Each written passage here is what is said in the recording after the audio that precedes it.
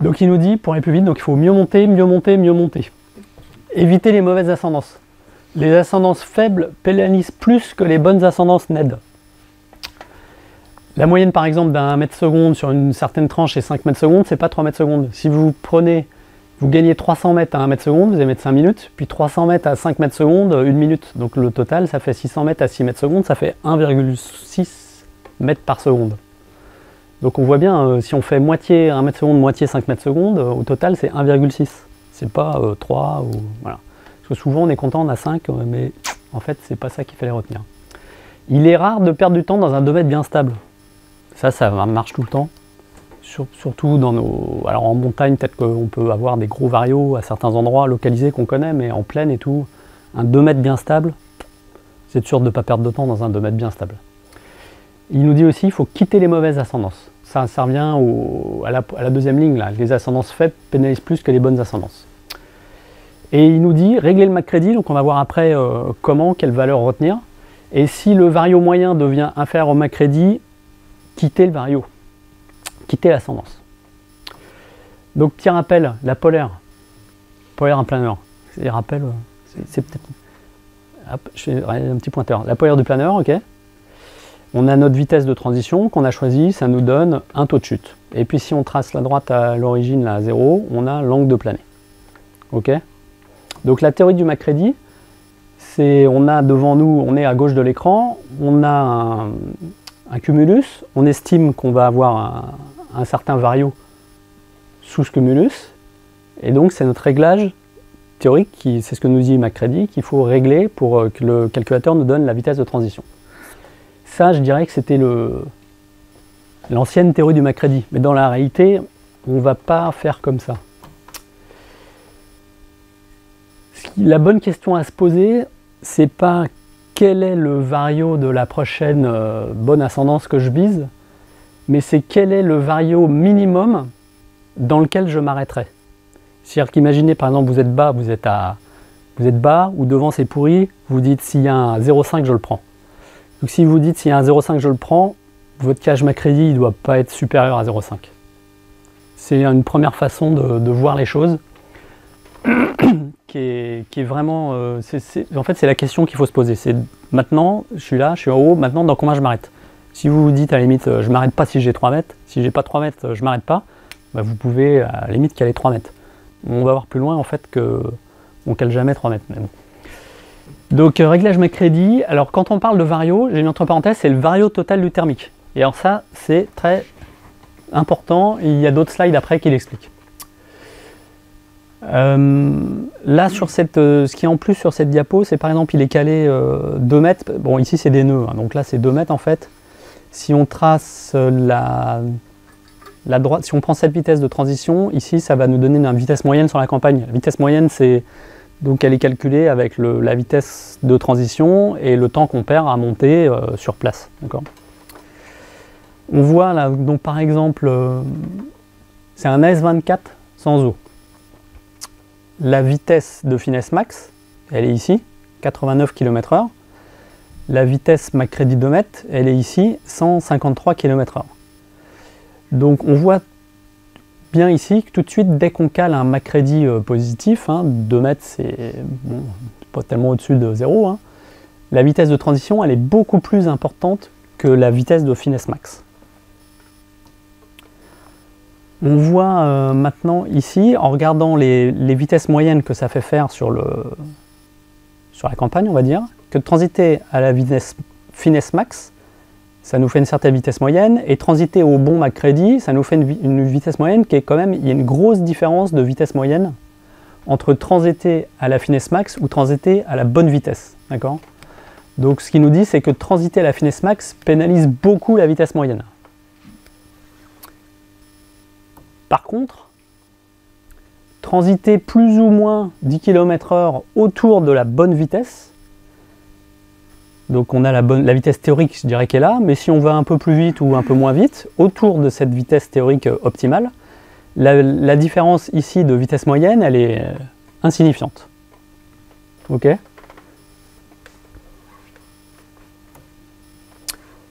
Donc la différence de vitesse moyenne ici elle est insignifiante, mais les deux autres traits là qu'il a tracés, c'est l'angle de planer. Donc ça change très peu la vitesse moyenne de transiter plus ou moins 10 km/h autour de la vitesse optimale. Par contre, ça affecte beaucoup l'angle de planer. Et l'angle de planer, pour nous les planeurs, c'est quoi? C'est l'autonomie. Donc c'est quelque chose d'important. On va revenir après, alors vous allez voir, on va revenir après dessus. Alors pourquoi caler 1,5 ou 2 quand il y a du 3 mètres secondes? Alors le temps pour centrer l'ascendance, les thermiques varient avec l'altitude et l'autonomie règle des 3 bandes. Alors voilà un truc typique, on arrive, on arrive dans notre ascendance, ici là, il faut le temps pour centrer l'ascendance, puis on a un 5, 2, 3, 3, 5, là on appelle tout le monde à la radio, on dit ouais j'ai 3, 5 au-dessus de machin, hop, hop, puis on repart.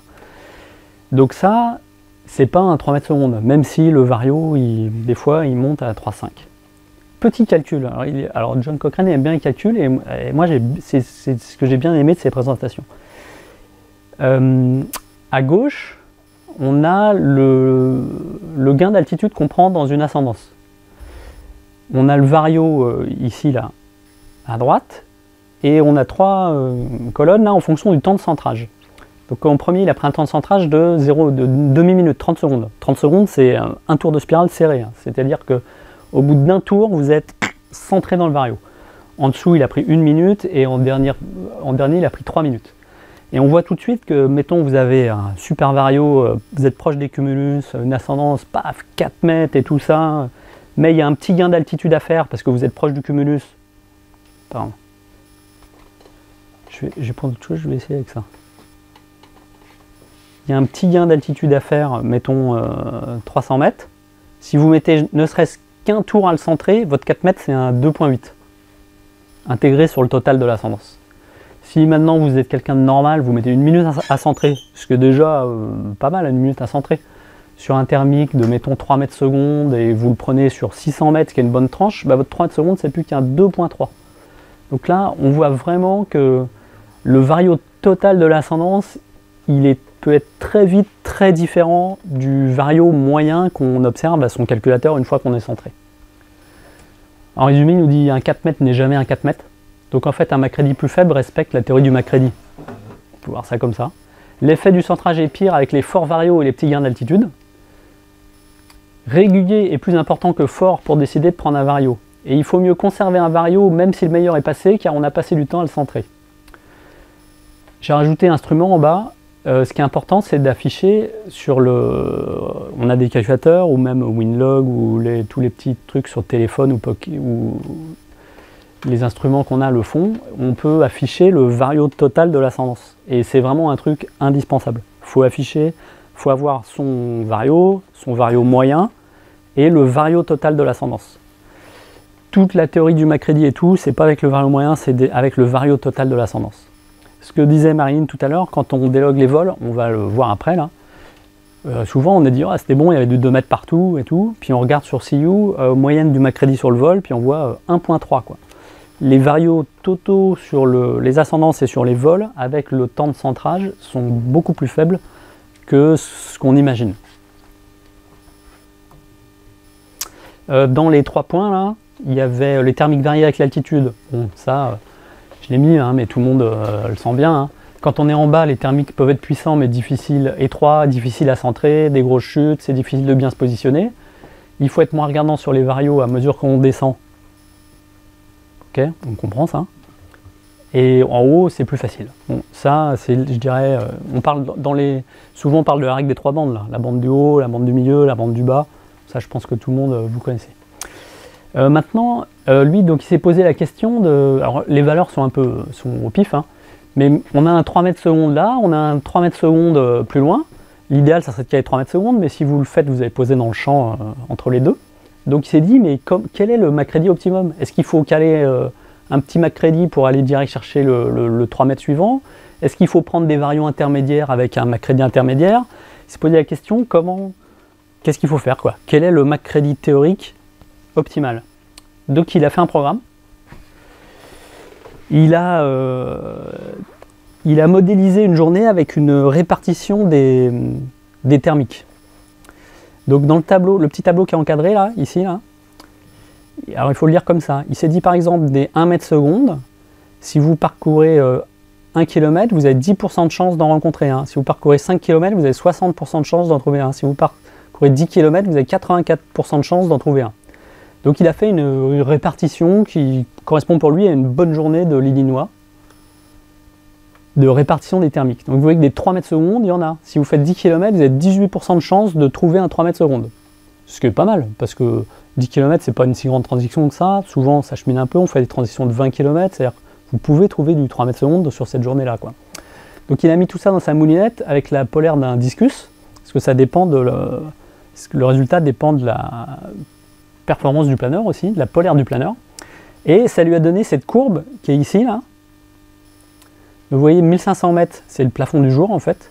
Et en fonction de l'altitude, on descend sur la courbe et ça donne un calage McCready optimum à afficher. Donc déjà, vous voyez, il y a 1500 mètres de plaf. Quand il est à 1500 mètres, ici, il cale 1,8. Alors que c'est une journée où il y a du 3 mètres.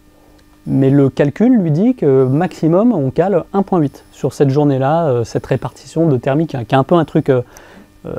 c'est modélisé, c'est statistique, quoi, mais ça donne quand même une idée. Et donc au fur et à mesure qu'on descend, on cale de plus en plus faible le McCready.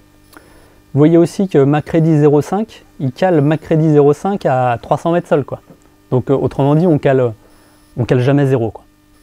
On cale entre 2 et 0,5, et puis en dessous, c'est qu'on va se poser, enfin au-dessous, c'est plus le problème de faire une bonne moyenne sur le circuit, le problème c'est juste de rester en l'air.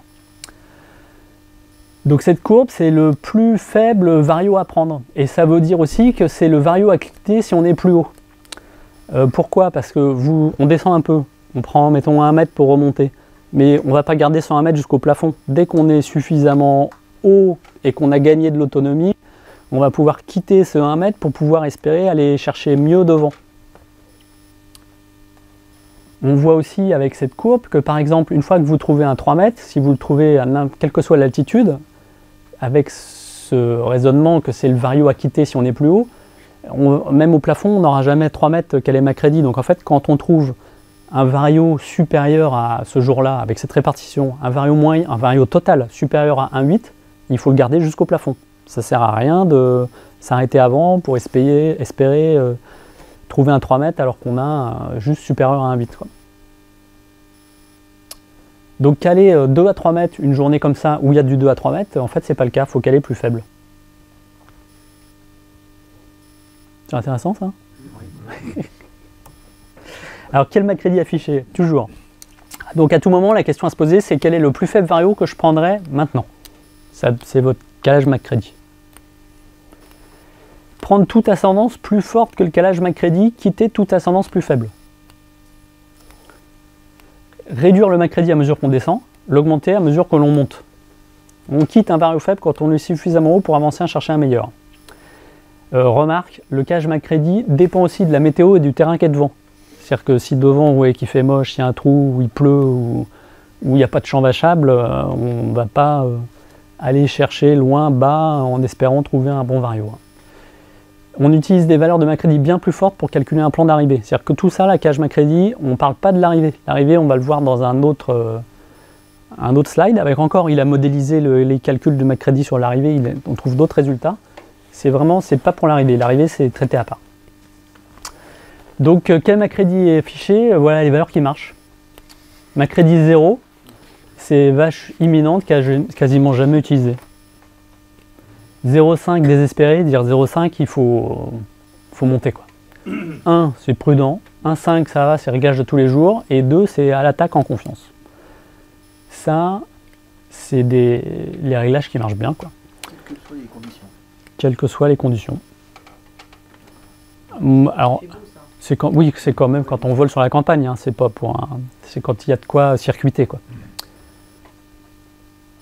Alors, il n'y a pas les cas particuliers, vous êtes en montagne, il y a de l'onde ou des choses comme ça, où là on va pouvoir, peut-être c'est différent quoi. Et il a d'ailleurs fait, je crois, un PowerPoint sur le calcul du McCready en vol d'onde, mais ça Donc ça, c'est ce qui marche. Moi, c'est ce que je fais, hein. En fait, généralement je décolle le McCready sur un 5, et puis généralement j'y touche pas au McCready, parce que en fait, mettre un MacCready, on va voir après, il faut savoir à quelle vitesse ça correspond. Et après, des techniques simples, en fait, c'est de voler à des vitesses constantes qui en fait correspondent à ces calages MacCready, qu'on va voir après. Mais déjà là, ça permet de, si vous voulez, parce que moi j'ai l'avantage de voler quasiment toujours sur le même planeur, si vous passez d'un Pégase à autre chose, à un autre planeur, et qu'il y a un vario électrique qui donne le push, enfin le speed to fly, la vitesse à laquelle voler, là, c'est les valeurs qui marchent. Donc maintenant qu'on sait quel MacCready affiché, à quelle vitesse cela correspond? Alors exemple, Discus 2B vide, c'est le Discus de Benoît, l'éco-hôtel. Et en bleu avec 100 litres d'eau. 100 litres d'eau pour le Discus, c'est pas mal. Hein. Il n'est pas à la masse max, mais il faut une bonne journée déjà, il est bien chargé. Donc on a le calage MacCready à gauche, là. Donc mettons le calage 1 mètre. À quelle vitesse ça correspond sur la polaire? 130. S'il y avait 100 litres d'eau, c'est 144 km/h. Quelle finesse ça fait? C'est la finesse théorique avec la polaire théorique qui est dans le manuel de vol. Hein. Quand le planeur est neuf, il n'y a pas de moucheron, etc. À quelle vitesse moyenne ça correspond? Donc ça, c'est si on fait juste des montées à 1 mètre seconde, des transitions à la vitesse optimale et suivi d'autres montées à 1 mètre seconde. Donc sans eau et avec de l'eau. Et puis ici, j'ai remis à quoi ça correspond en calage MacCready qu'on avait dit tout à l'heure. Donc vous voyez que MacCready 0,5, vitesse moyenne 46, vitesse MacCready 1,5, vitesse moyenne 80, quoi. C'est presque le double de vitesse moyenne. Donc il y a bien une grosse différence de vitesse qu'on va pouvoir faire en vol sur la campagne, suivant si on a du 0,5 moyen en vario total ou du 1,50 m, ou enfin en tout cas calé 1,50 m. On voit aussi que la différence entre à vide ou avec de l'eau, elle est très faible. 100 litres d'eau dans le bazar, hein, une bonne journée où on cale 2, donc c'est une bonne journée où on attaque bien, c'est 91 et 96, ça change presque rien. Autrement dit, l'eau, si c'est juste pour faire une succession de montées de transition, ça sert à rien. Ça va servir quand on peut cheminer, on verra après. Donc à quelle vitesse ça correspond? Donc ça, les valeurs en km/h, c'est des valeurs à connaître sur les planeurs sur lesquels vous volez. C'est-à-dire si vous faites du Pégase ou si vous faites du LS6, il faut avoir une idée. Un MacCready 0,5 c'est tant, un MacCready 1,5 c'est telle vitesse. Ça c'est la formule de Marilyn. Ça c'est pour calculer en fonction des valeurs de MacCready et de vitesse, les vitesses moyennes théoriques que ça fait. Alors ce que je fais, je fais une petite aparté. Moi j'utilise CU comme logiciel. CU maintenant, il y a CU Navigator. C'est le logiciel, c'est comme le WiGlide de Laurent. Donc quand vous choisissez un planeur, par exemple là c'est le Discus 2B, vous bougez le MacCready, d'accord?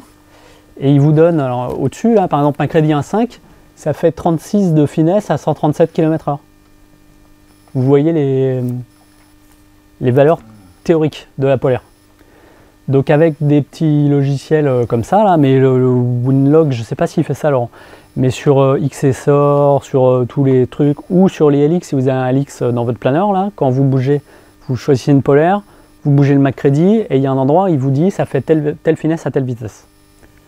Donc avec ces valeurs, vous pouvez les regarder pour différents planeurs, enfin le planeur qui vous intéresse, et vous faire un petit tableau comme ça, avec 2-3 valeurs pour les avoir en tête.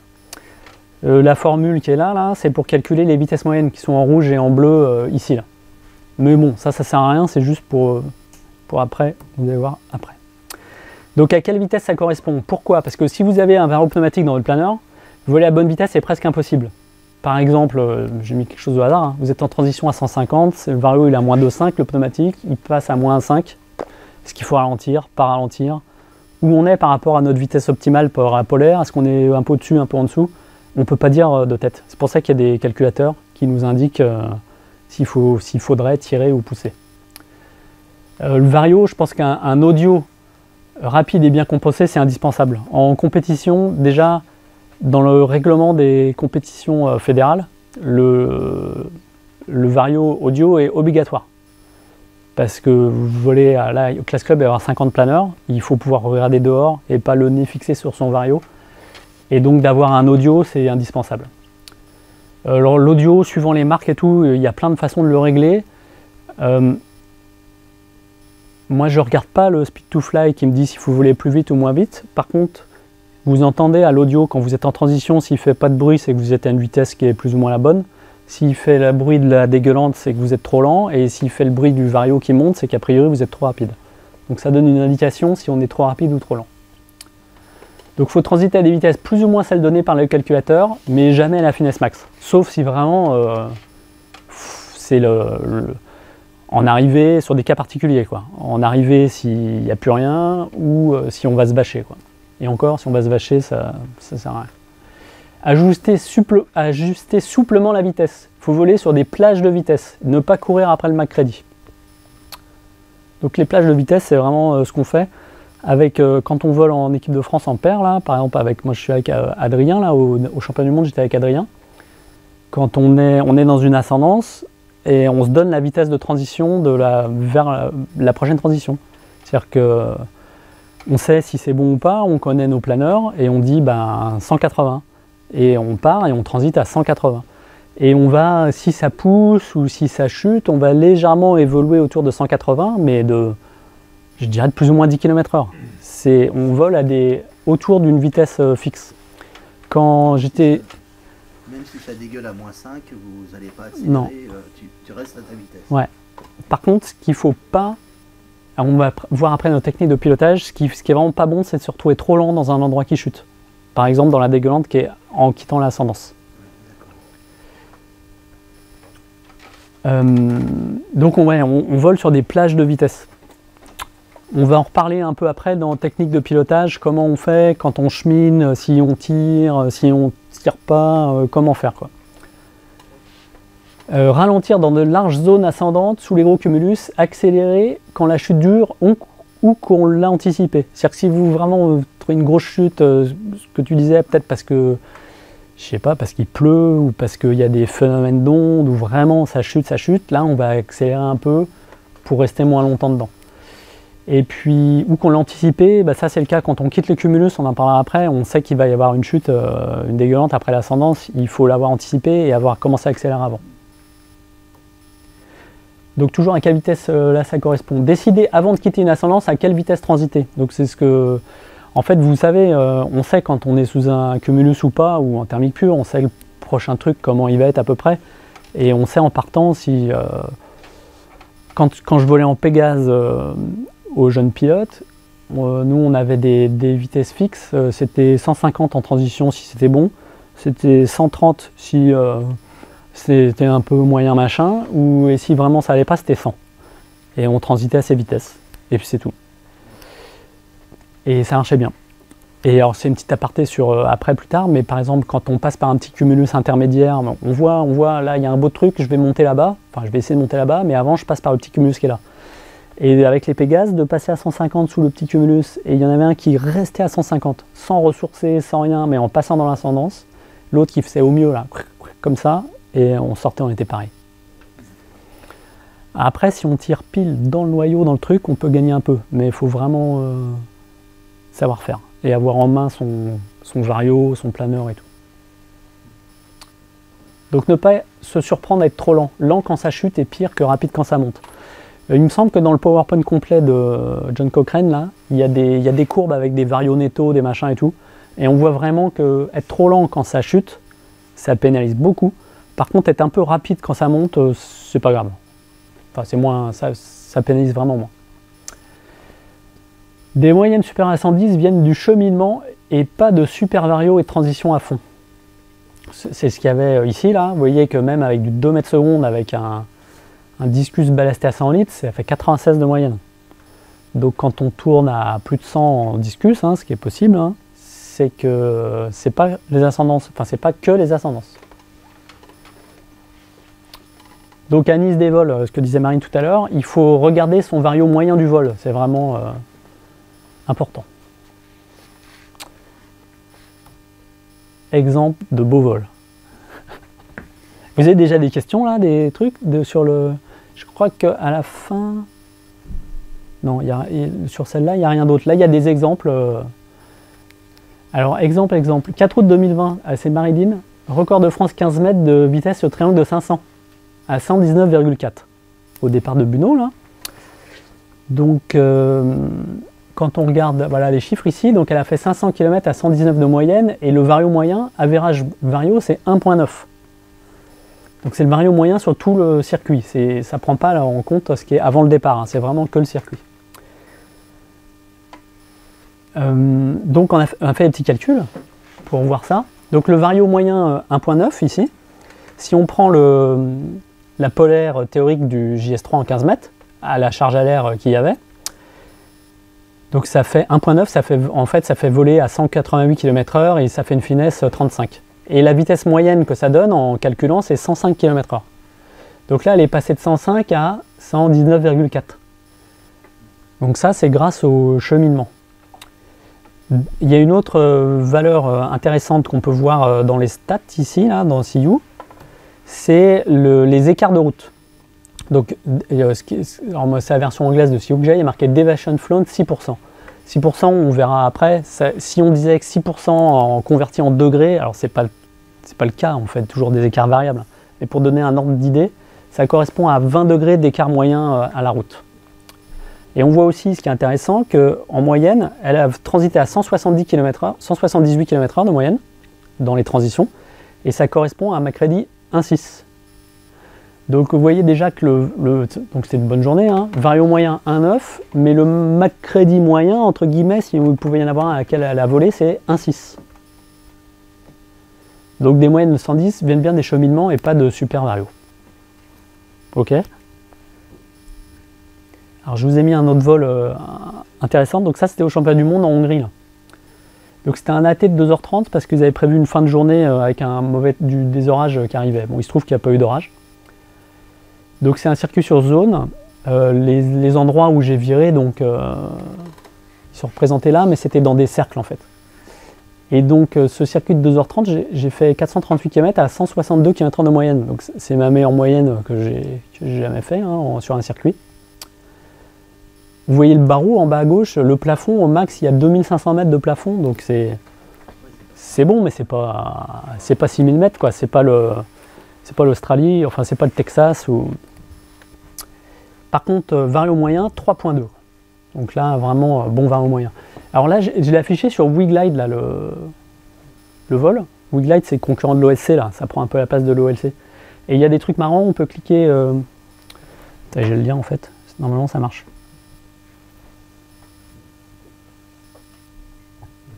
Voilà, WeGlide. Et on peut cliquer analyse des phases, là. Et il met sur le vol, il met les varios, là, et sur combien on les a pris. Par exemple, celui-là, 3,2 sur 476 mètres, le premier. Là, on voit l'autre vario, 3 mètres. Alors, vous voyez, vario moyen, 3 mètres, 3 mètres 60, 4 mètres 30. Et le plus beau vario du circuit, c'était celui-là, là, 4 mètres 50 sur 1334 mètres.